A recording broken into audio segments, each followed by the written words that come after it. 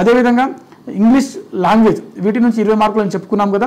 So ఈ 20 మార్కులు దీంట్లో వచ్చేసరికి ఇంగ్లీష్ వొకాబులరీకి సంబంధించిన టాపిక్స్ ఎక్కువ ఉంటాయి.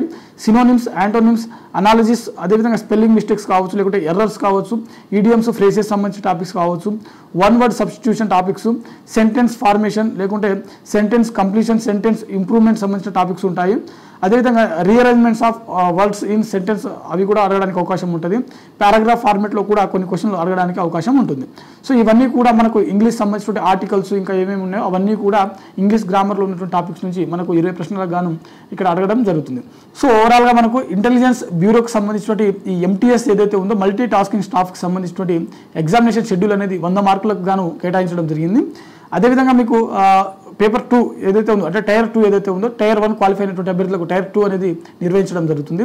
ఇందులో వచ్చేసరికి మొత్తం కాంప్రిహెన్షన్ సంబంధించినటువంటి ప్యాసేజ్లు ఉంటాయి, దాంతోపాటుగా రీరైట్ సంబంధించిన ప్యాసేజ్లు ఉంటాయి. అదేవిధంగా ప్యాసేజ్లో పారాగ్రాఫ్లో రాయాల్సి ఉంటుంది అనమాట. మ్యాక్సిమం ఇదంతా కూడా డిస్క్రిప్టివ్ టెస్ట్లోనే ఉంటుంది. అది 50 మార్కులకు మనకు ఇవ్వడం జరిగింది. అది కేవలం ఇంగ్లీష్ నుంచి మాత్రమే ఉంటుంది. సో ఇది డిస్క్రిప్టివ్ సంబంధించినటువంటి టైర్ 2 అనమాట.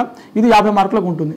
సో ఇది ఓవరాల్గా మనం చూసినట్లయితే MTS ఇంటెలిజెన్స్ బ్యూరోకి సంబంధించినటువంటి నోటిఫికేషన్ యొక్క సెలక్షన్ ప్రాసెస్, దాంతోపాటుగా ఎగ్జామినేషన్ ప్యాటర్ను, అదేవిధంగా సిలబస్ అనేది మనం ఈ వీడియోలో పూర్తిగా తెలుసుకోవడం జరిగింది. సో ఇది ఇవాల్టి వీడియో.